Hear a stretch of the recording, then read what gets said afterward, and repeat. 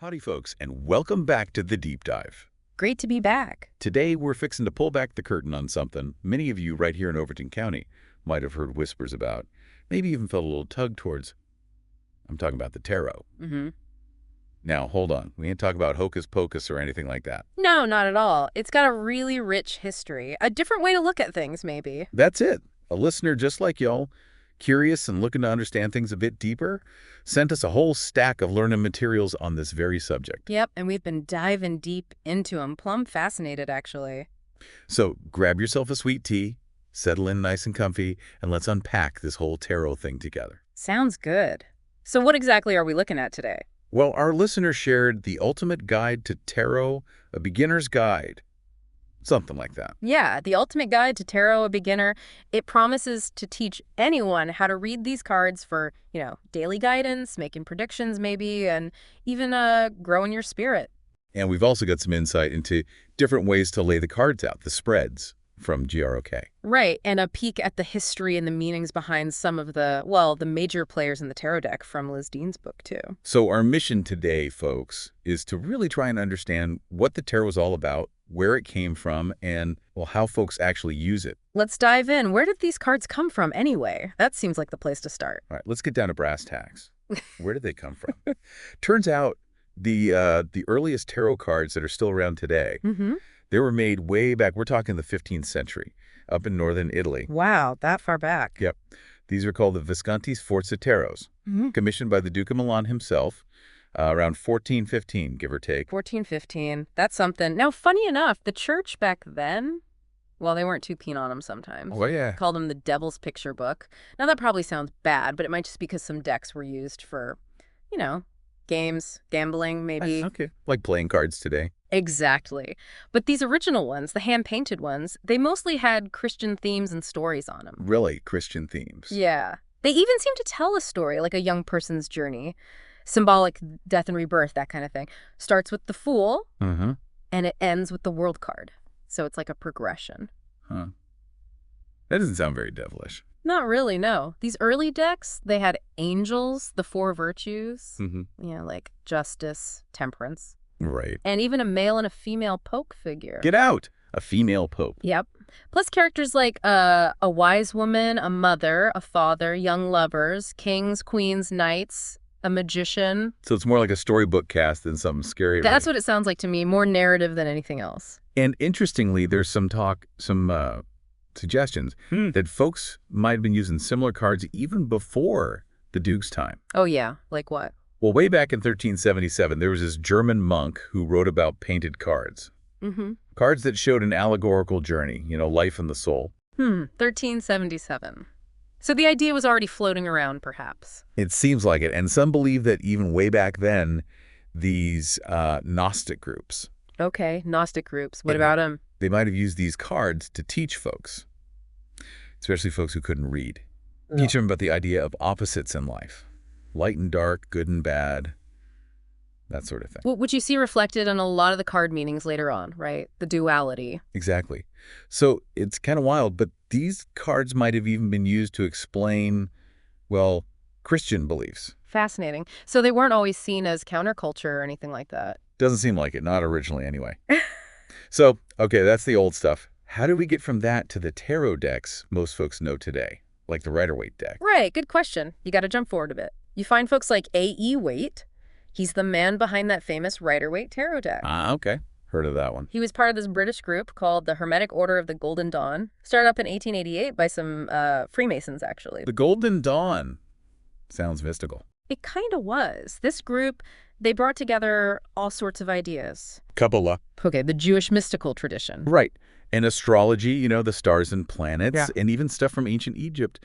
They wove all this together and created this whole system of connections for the tarot. The whole system. Yeah, a complex system of correspondences. And that's the system that, most folks still use today as a base. Wow. So it went from maybe simple story cards or teaching tools to this complex, interwoven system. Pretty much. It evolved quite a bit over the centuries. Okay, so we got a bit of the history, the where it came from. But how do you actually use these things? Like, practically speaking. All right, yeah. Liz Dean's book, the one our listener sent, it gives a step-by-step on getting ready for a tarot reading. Okay, let's hear it. First off, she says to hold the cards in your right hand.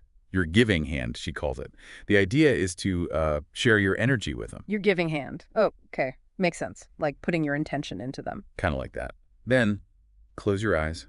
Take a deep breath, real slow. And imagine light, like pure light, pouring down through the top of your head, down your arm, and right into those cards. Visualize it. Yeah. Picture your cards just filling up with this light. And she even says, if you believe in spirit guides or angels, you can ask them for help during your reading.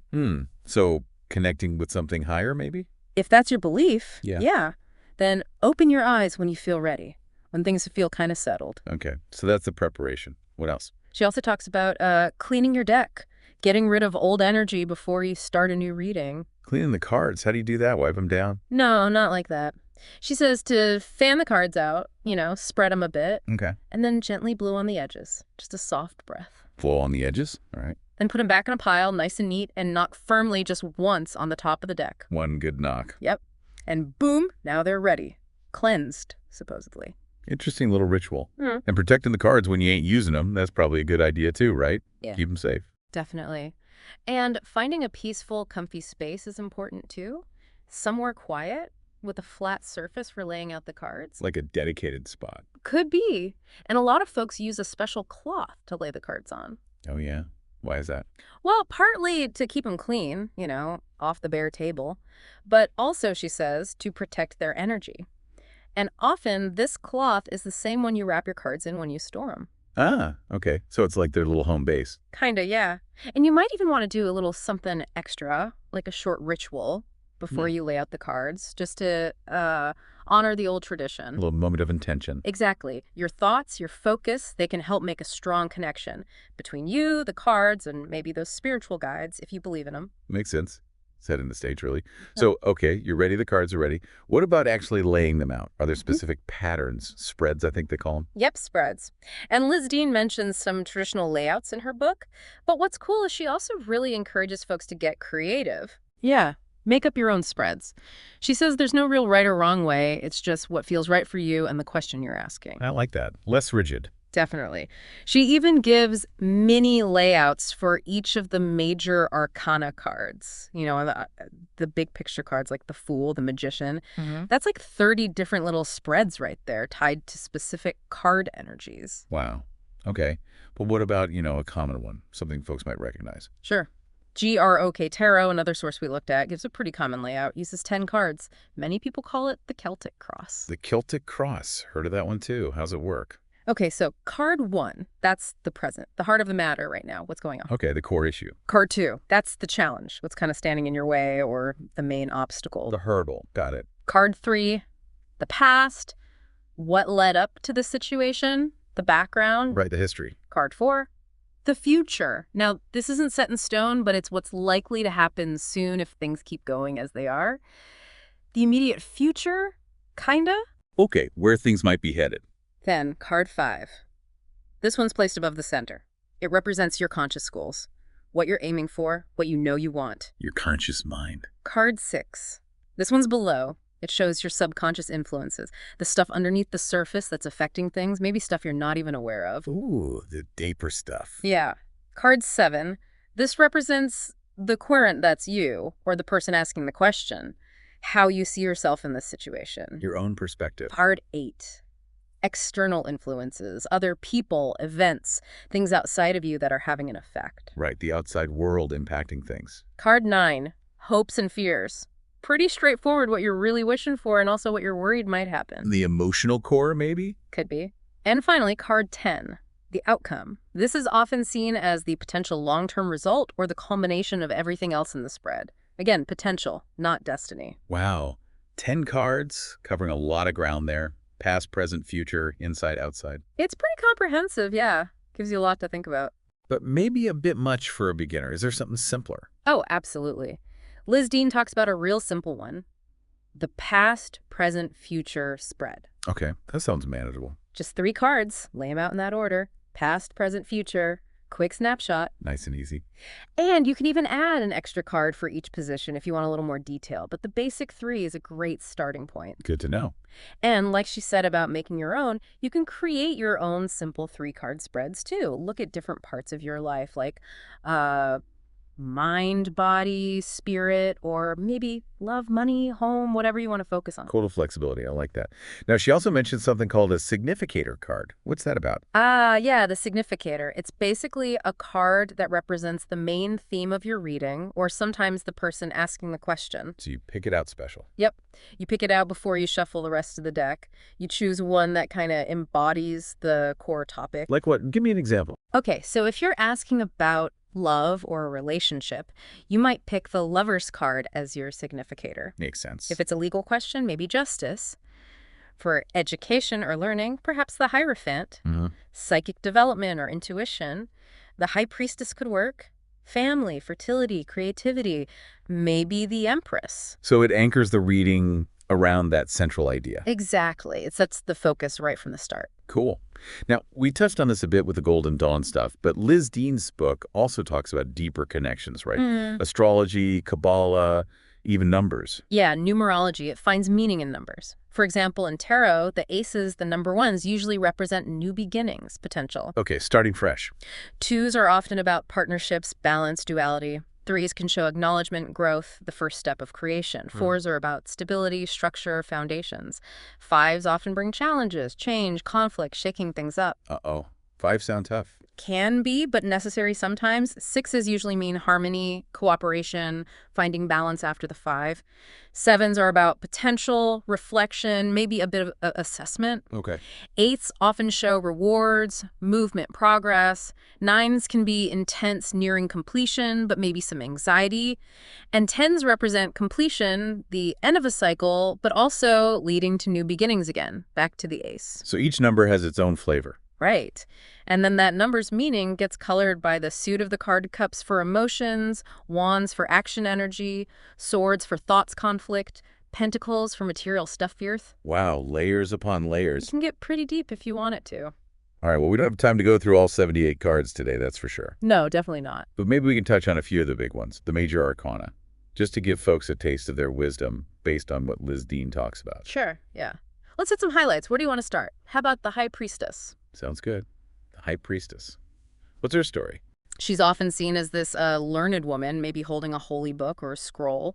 She represents intuition, hidden knowledge, the subconscious, secrets. Trust your gut kind of thing? Very much so. Her reflections point to strength of will, inner knowing, and the reward that comes from quiet study and listening to that inner voice. Look beneath the surface. Okay. Next up, the Empress. Ah, the Empress. She's the mother archetype, Yeah. full of creativity, nurturing, abundance, very earthy, fertile energy. Connected to nature. Yeah, and often linked astrologically to Venus, the goddess of love and beauty. Her symbols are rich, too. Like what? Well, sometimes she wears a crown of stars, maybe representing the 12 tribes of Israel, or the astrological signs. Often has a laurel wreath for peace and success. Pomegranates are common, symbols of fertility. Maybe a pearl necklace for wisdom, connecting to the chakras. Often a shield with the sign of Venus on it, love, beauty again.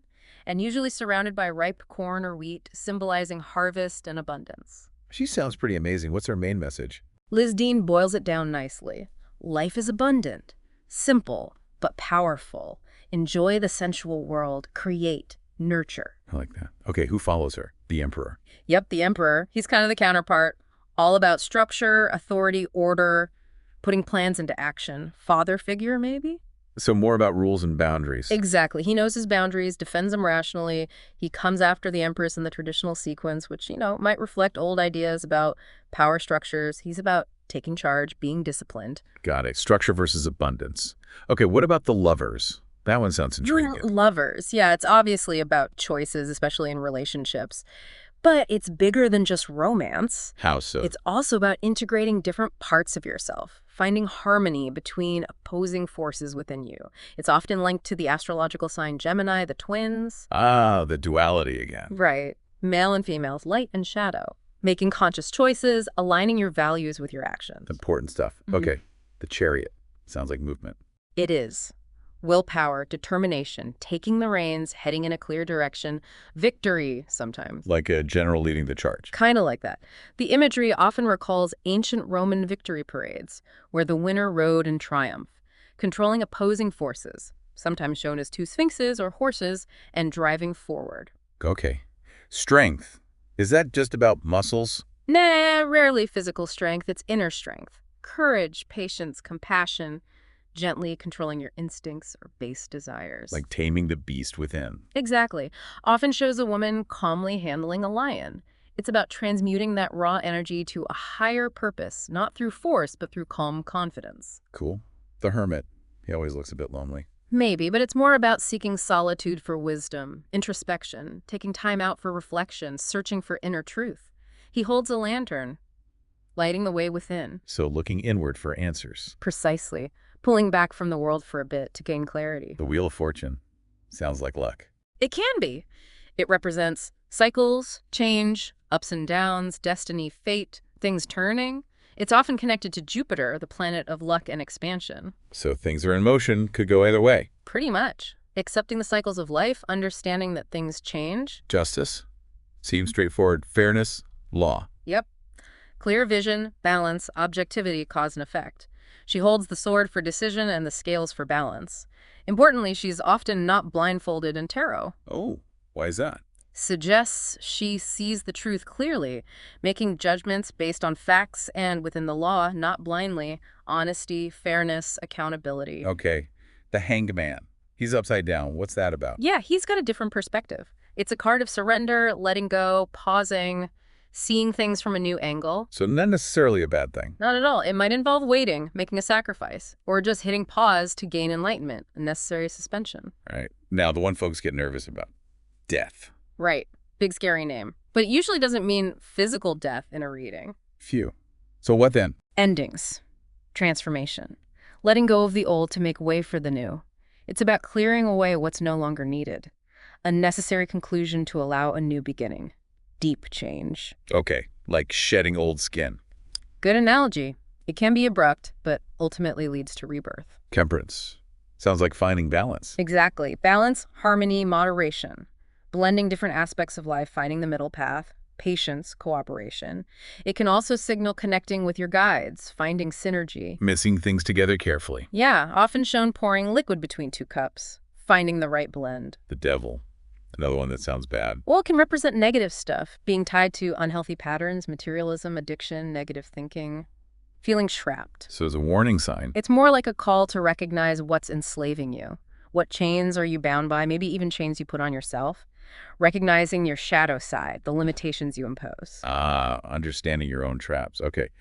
The tower. Looks like chaos. Lightning striking a tower. It is sudden upheaval, unexpected change, breakdown of old structures, beliefs, or situations that were maybe built on shaky foundations. Sounds rough. It can be shocking, yeah, but often it's a necessary destruction to clear the way for truth or more authentic structures. A sudden awakening may be painful, but ultimately liberating. Like clearing the rubble? Then what? The star. Yes, after the storm of the tower comes the star. It's hope, inspiration, healing, guidance, a sense of peace, serenity. Things are looking up. Renewal of faith. A guiding light. Yeah. Nice. The moon. Seems mysterious. It is. The moon represents illusion, intuition, dreams, the subconscious, things hidden. Can also mean uncertainty, anxiety, not seeing things clearly, navigating by intuition rather than logic. So things might not be what they seem. Could be. You need to trust your intuition, but also be aware of potential deception or confusion. At the sun. That's got to be good. Oh, yeah. Pure joy, happiness, success, clarity, vitality, optimism. Often relates to children, fun, good news, shining bright. Can't be the sun. Okay, almost there. Judgment. Judgment is about renewal, awakening, a call to account maybe. Reflecting on the past, reckoning with your choices, and moving forward with clarity. Rebirth, forgiveness, answering a higher calling. A final reckoning before the world. Exactly. The world is the final card of the Major Arcana journey. It means completion, fulfillment, success, integration. The end of a cycle, achieving your goal. Wholeness. You've arrived. Wow. Quite a journey through those major cards. It really is. Yeah. Each one carries so much weight, so much symbolism. Well, now, ain't that something? We went all the way from 15th century Italy, maybe even earlier, Right. to these complex meanings and ways folks use them today. Yeah. It's clear the tarot has a long and, well, fascinating story. It really does. And like you said, while some might just see a deck of pretty pictures, for many, it's a real tool. A tool for understanding themselves better, maybe, Yeah. and the world around them. Yeah, understanding, gaining perspective, it seems less about, predicting the lottery numbers. Right. Not about predicting things set in stone. More about looking at possibilities, tapping into your own intuition, that quiet voice inside, listening to yourself. Makes a lot of sense when you put it that way. Now, if this deep dive into the tarot has sparked your curiosity, folks, like a firefly on a warm summer night here in Tennessee, we really encourage you to maybe do a little exploring of your own. Yeah, definitely. Maybe pick up one of those beginner's books we mentioned, or even just spend some time looking at the different cards online. There's tons of images out there. See what jumps out at you.